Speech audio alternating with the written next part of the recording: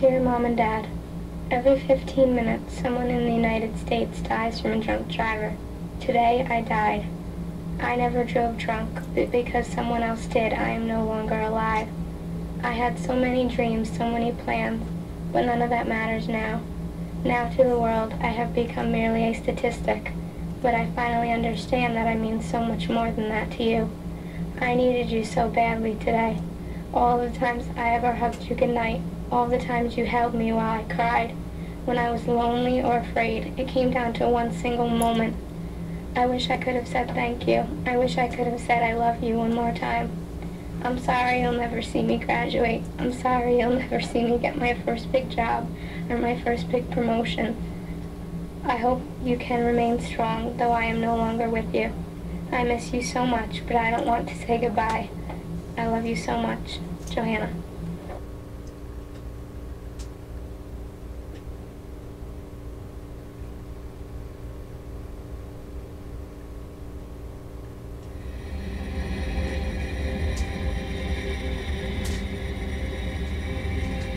We have some serious charges involved here. I wish to inform you, you're charged with driving while intoxicated.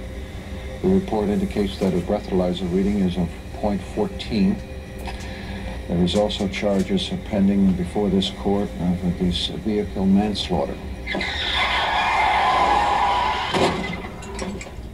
AG 324 to all Cooksaki rescue and firemen respond to a two-car head-on accident at the Cooksaki High School on Sunset Boulevard. Have a minimum of 6 injured, possible entrapment. Tiffany, wake up. Tiffany.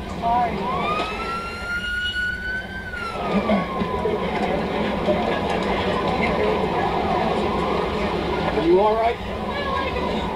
Your leg is hurt? Okay.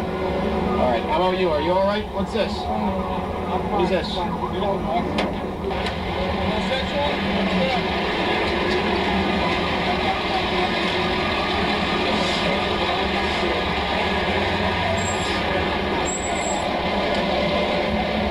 Fatality.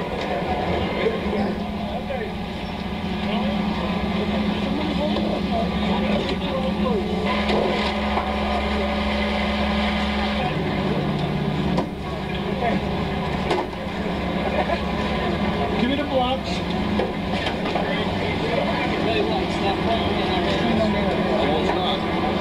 Where are you drinking? Where was that? Up the road. The road? Okay. How many is a couple drinks? Like 3 or 4. 3 or 4? How old are you? 16. 5'8".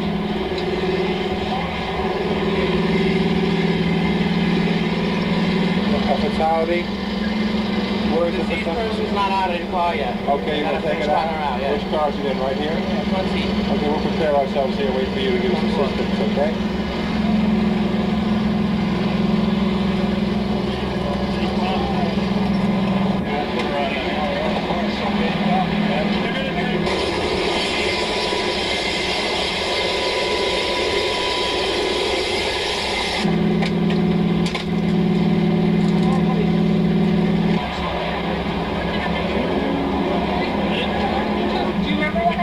Just driving, and I don't know if this car passed another car.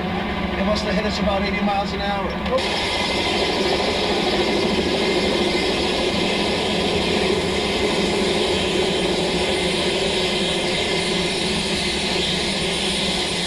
Well, you were just in a pretty bad accident right now, right? How are you feeling right now? Dizzy still? A little bit? All right, otherwise you're all right? Okay. What I'm going to do is I'm going to put you through a couple tests, all right?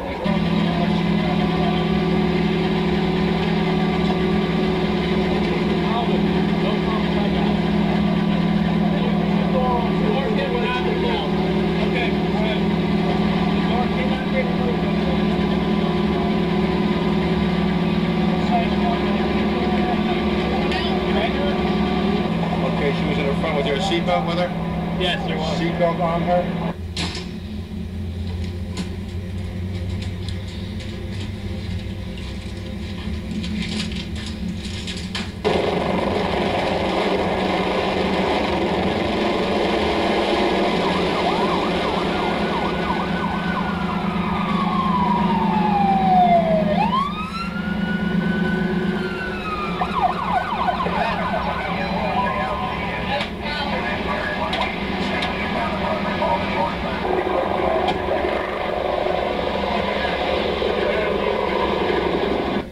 Okay, you were in a car accident today? All right, we're going to move you over to a stretcher here, and then I'm going to take a good close look at you, okay? All right, excuse me. Do you have vital signs on her? Vitals unstable, blood pressure is 120 on 80, pulse is 76 regular. Respirations have been 26 to 32 because she's been, kind of crying from her friend. She denies any, but she doesn't remember exactly what happened on the scene. Your refusal to submit to a chemical test or any portion thereof will be introduced into evidence against you at any trial, proceeding, or hearing resulting from the arrest. Do you understand what I've just told you? Yes. And you have the right to remain silent. Anything you say can and will be used against you in a court of law.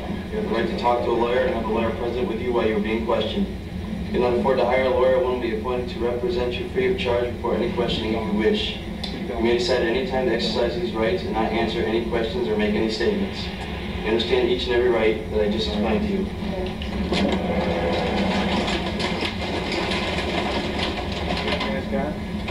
17-year-old involved in a two-car VA. Back pain, numbness of the legs, no pain in the legs. She would get through your legs at all, huh? No. You know, really at all? Okay.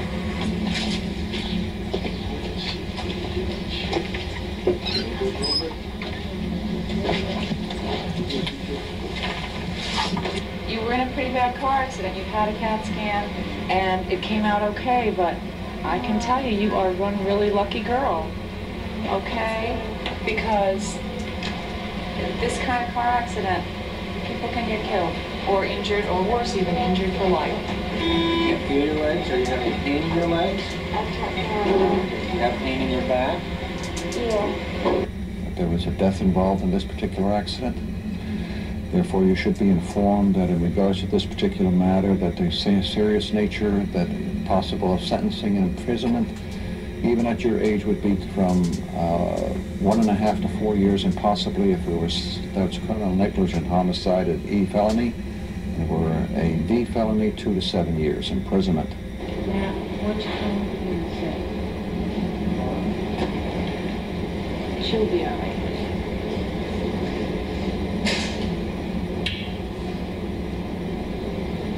What are you doing? I'm just going to look at your wounds here on your head. Ouch! Sorry if I hurt you. Oh, boy. We're going to need some suture in there. Because of the seriousness of the situation, I'm going to remand you to jail. That is in the Greene County facility. The officers will be transporting you at that particular time. Been placed in the first cell, and then get sheets for 24 hours under observation. And then at that point, decide what can happen. Okay, we're stuck over here. Move over, please.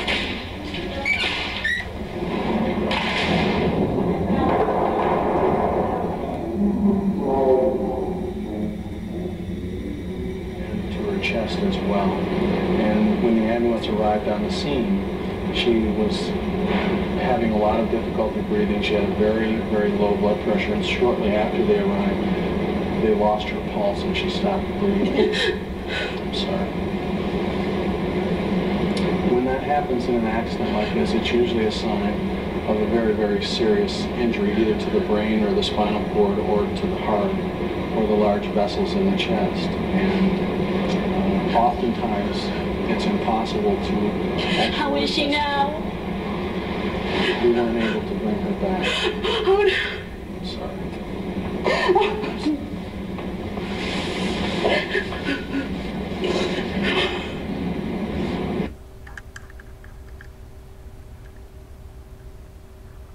When you drink excessively and then get behind the wheel of a car, you're an instrument of tragedy. 16, 17, 18, 19, got drunk. 5 to 15 for vehicular manslaughter. Drove a vehicle and killed somebody. It could never happen to me, or it won't happen to me. You're going to state prison. He didn't think he was going to wind up here. And they find themselves in prison. There is no more I'm sorry. You're right in there with hardcore criminals. And you're going to be incarcerated with other inmates who are vicious, That's who you're going to be eating with. That's who you're going to be sleeping with. That's who you're going to be having recreation with. And he's laid on his bed and cried. The consequences are devastating. Drinking and driving prosecutions are dealt with strictly. It happened when he was like 17 or 18. Killed a young girl in that community. He cried when he came into the jail. There is no more I'm sorry. You can't bring that person that you killed back to life. It couldn't be Kevin. He talks about living for the rest of his life with the reality of killing someone. Or anyone close to me. He relives that story every day. And the guilt will be with him for the rest of his life. Every day of his life, he has to wake up and say, well, if I didn't do this or I didn't do that, I'd be out with my girlfriend or I'd be out with my friends. And by the time you get out, whether it's 5 years or 15 years from now, the friends that you had, they're not your friends no more. You're an instrument of tragedy, not only for yourself, but for someone else and for their loved ones. Don't get yourself into that situation. I've seen it happen time and time again in my 20 years experience. If you drink and you drive, you get into an accident, you hurt somebody, possibly even kill someone, you will find yourself in a state prison. This cannot be condoned in New York State. There goes your whole pre-adult life. If you get a couple of DWIs, the judge can put you in state prison. My child could be involved in something like that. And if you think it can't happen to you, it can. Make a conscious decision not to drink and drive. The combination of drinking and driving is more than illegal. The consequences are devastating.